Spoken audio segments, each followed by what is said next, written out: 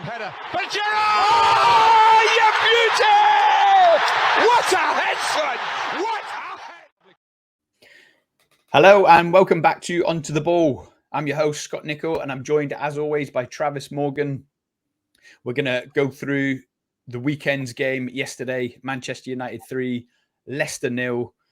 And it's bittersweet for me. As I said on Friday's podcast, I had Man United in last man standing. So while I'm happy that I'm through to the last two out of about 50 people and I could potentially win £500, I'd probably pay £500 for Man United to lose and to make Travis sad.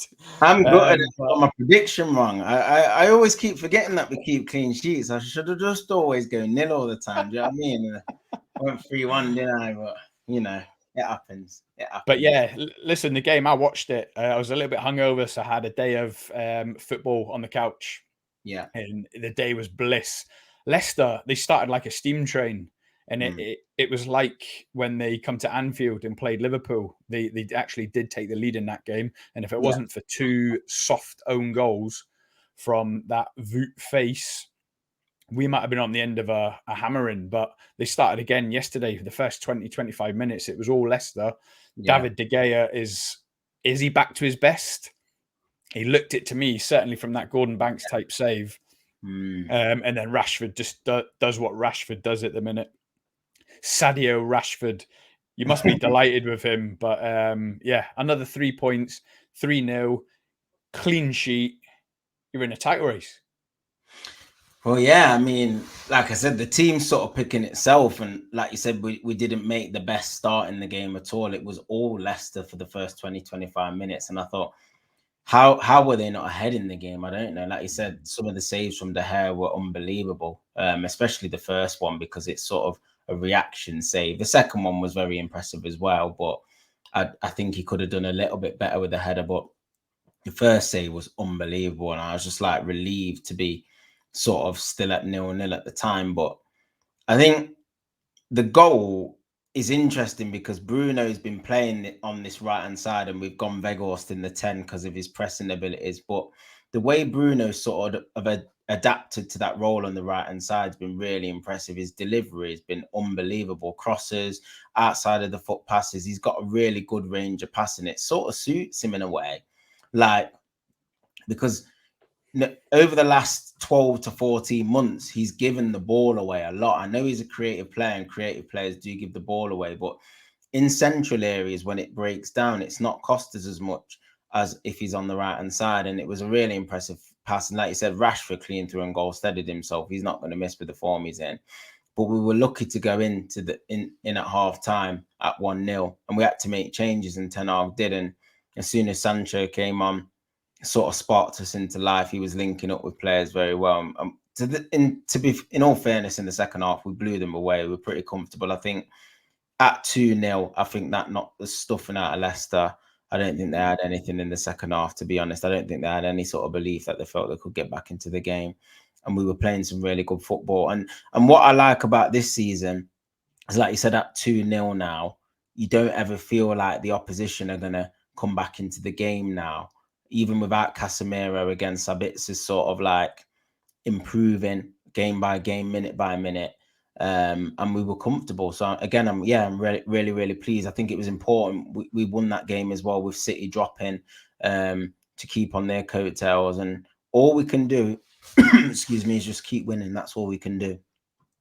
How much of a coincidence that David De Gea is in the last 4 or 5 months of his contract and he's all of a sudden looking back to his best from 10 years ago? Is that a coincidence? Has he restored your faith in him? Well, he's been making good saves all season. I don't think it's ever been an issue with him. Obviously, he went through a really sticky period of about 14 months where he was just dropping clanger after clanger. The ball was like sort of going through his body and going in every 4 games. It was ridiculous. But he's sort of come through that. I think what people are questioning now about De Gea is his distribution and his use of the ball. And the way Ten Hag likes to play is he does like to build up from the back. We like to do this little short goal kick where the centre half puts his hand on it on the 6-yard box and plays it to the keeper and we go out the other side and stuff. But he just does, I think the back four just don't really look comfortable playing it back to him all the time, and he doesn't see the pictures quick enough. Like, no, in fact, I tell a lie. I think he sees the pictures, but his distribution and his execution isn't always on point. Like he'll go to dink it out to fullbacks and stuff, and he ends up swanging it out of play, or he'll just kick it central and flat. There's no height to his kick, so it's like teams counter attack off his kicks a lot, and I think that's what's killing us. So yeah, like you said, I don't think it is a coincidence. He probably does want a new deal, but at the same time, I think Ten Hag's got a decision to make. Does he move forward with De Gea as number one? Is he happy being a second choice goalkeeper? If he is, I would keep him. If not, personally, I love the guy and I think he's been an amazing servant, but I do think we need a new keeper, if I'm honest with you. Oh, really? Wow. I'm quite shocked at that, especially from his performances the last couple of months. But Ten Hag's in a bit of a difficult situation, isn't he? Because De Gea is one of the highest earners, 350k a week. He doesn't want to be paying a goalkeeper that kind of money, especially if they're not top draw, which De Gea is probably past his best. You've still got Henderson on the books, haven't you? Yeah, he'll be sold.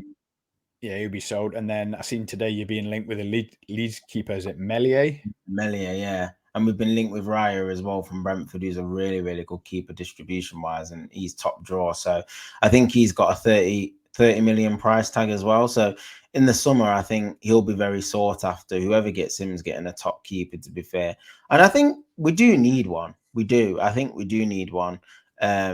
Just a modern-day keeper. You see what Ramsdale's done for Arsenal.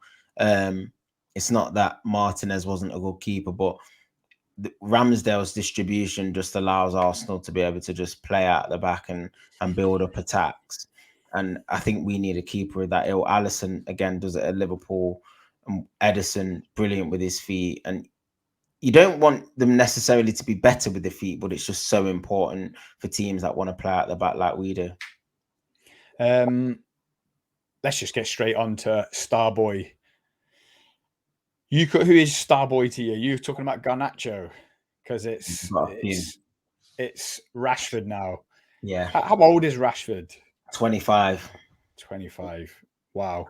He's finally realised his potential. The guy is frightening. I was a little bit scathing of the Leicester goalkeeper yesterday in the group chat. I think Ward's the worst keeper in the league, but still, Rashford, he's so clinical with his finishing now. Where's it come from? Or has it always been there? I think the bigger question hasn't had the confidence.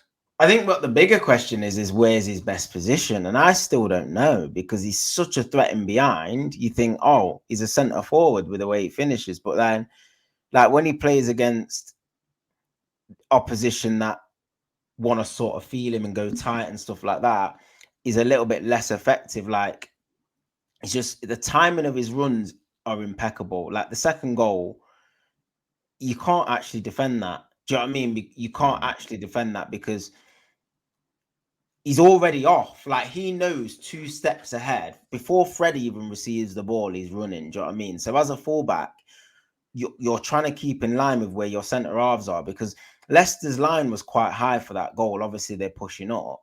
So as a defender, what do you actually do? Like, do you just start running with him and play everyone else on side and just forget the centre halves? But if you try that, he's that quick, it's actually undefendable. That's what I'm trying to say. You can't actually defend against it. And the ball's perfect from Fred. The timing's perfect. And once he's in and cuts across you, you've got absolutely no chance of catching him. So he's very intelligent with his running. Again, I think his best position is still off that left, but I like the fluidity and the license he gets. Like, if you look at the third goal as well, he drifts in field and he plays it inside to Sancho. He's in a central position. By that time, he is playing as a striker, with Weghorst obviously in the 10. But I like the fact that if we do get a centre forward in the summer, which we've prioritised, I still want him to have that sort of free role. I still want him to be able to sort of do what he wants when he wants and end up in those central positions from wide areas, because that's where I think he is most effective, as opposed to playing up against big centre halves and getting involved in sort of a physical battle. Weghorst didn't have the best afternoon again. He's turning in a bit of a crowd Yeah, I think everyone's sort of feeling sorry for him and just Yeah, wanting that's it. When more, he aren't they? Just when he like has a passing him shot, the it's a ball. bit like, oh, Yeah, he's like he does deserve a goal, but like he's been unlucky from a finishing sense. Like obviously he's playing out of his skin in terms of work rate, but in terms of quality, I just don't think he's got the quality to be at Manchester United long term. He was a stopgap anyway. We didn't think Martial. Well, I'm going to say we didn't think Martial would have these sorts of injury problems. He's always had these sort of injury problems, but I didn't think we would envisage being this heavily reliant upon Weghorst. He's done okay. Do you know what I mean? For a fee that's cost next to nothing for on a 6-month loan, we've not really lost out. If he goes in the summer and we don't sign him on a permanent, it's best of both worlds. He's got to play for Man United for 6 months. It must have been a dream opportunity for him. He's taken that. He's probably built good bonds with the manager, and there's a mutual respect there. But yeah, he can't be our first choice centre forward next season. Absolutely no chance. He's not got the quality to do that. I know I said it on a previous poddy, but him, or not necessarily him, that position is probably what's going to prevent you proper challenging for the league. But you're still in there. You're in the title race. Do you know what I mean? Yeah, All banter aside in the yeah. group chat, you win 3 games in a row. The way City are dropping points, which you can never predict, it could be at any time. Arsenal have come unstuck the last few games. Yeah. Man United just keep churning out the wins. As I said last time, like the reason it's an outside chance is because we're chasing 2 teams, and it showed it this weekend. City dropped, Arsenal looked like they were going to drop and ended up winning. The gap's still the same from the top. Do you know what I mean? As good as the weekend's been and you've clawed on City, we're still chasing at the top of the league. And that's how difficult it is to claw back when you take chasing 2 sides. And there's only 14 games to go. It sounds, everyone thinks it's a lot of football. Well, by the time everyone's dropped and recoup points and this and that, there's not going to be that much difference between now and what the table is going to look like at the end of the season. Do you know what I mean? It's taken 24 games for the gap to be the way it is, and we've been on an incredible run and only made up like 5 points on Arsenal. Do you know what I mean? And they dropped 10 points 3 games ago. So it just goes to show how far behind we were and how difficult this league is. But again, like you said, 5 points behind, if you wobble, it can evaporate. So we're definitely in the title race, but it's not like, oh my gosh, like we're favorites to win it. We should be winning it, or we're going to be disappointed if we don't win it. I think we're doing incredible at the moment. Like you said, we're still in the competitions. We've got a big week ahead of us with Barca in the cup final. This could really shape our season in terms of the momentum. If we manage to go through against Barca and win the cup final, it's a dream week. Do you know what I mean? But if we lose to Barca and we lose the cup final, then there's going to be some wounds that need healing. So it's a pivotal week for us. I think we're ready for it. I think we're pumped.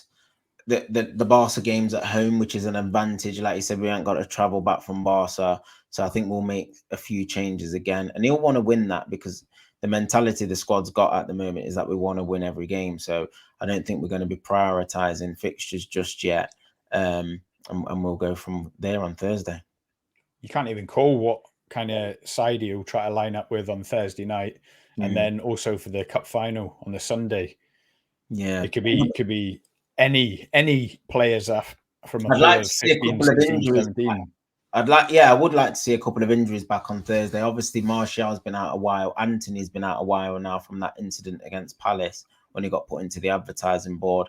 Obviously, Casemiro is back for that game. Martinez can be restored for that game because he missed the first leg. So he might give like the likes of Shaw a rest. I expect Varane to come back in. He might play Malacia. Shaw's on great form now. I can't see him dropping Shaw, to be honest. Rash is obviously going to play. And then maybe one of the front guys, you might see a Garnacho or something like that. But again, I don't think you'll see too many changes. Like, the recovery's been good. We don't seem to be tiring in games. Like, we started yesterday's game slow, but again, we scored and we just sort of ran off the adrenaline and that, and there was no real sign of sort of fatigue or anything like that. So yeah, just keep going. Long may it continue. Keep pushing, and just let's see what this week brings. The games just keep coming thick and fast, don't they? I feel like we can't even get these podcasts in because No. we've just had a game, and then there's another game just around the corner. Liverpool play tomorrow night. Then it's Thursday night, Barcelona. Then it's on to the weekend, the cup final. But yeah, you wouldn't have it any other way, especially when you're competing on 4 fronts. So Brilliant. You and Man United fans just loving life at the minute. Yeah, loving it. I just cannot imagine what this podcast will be like if you go out of Europe Thursday night and lose the cup final to a Loris Karius inspired Newcastle. Make sure you tune in for that one, guys. Travis has promised me that if anything goes Pete Tong in either of them games, we're still going to be podcasting. So I'll be there. Stick with us. He doesn't just sing when he's winning. He's going to be there. I'll be there. Travis, thanks for your time. Guys, if you like what you've heard, don't forget to smash that like. And if you're new to the channel, please hit the subscribe. We'll see you in the next video.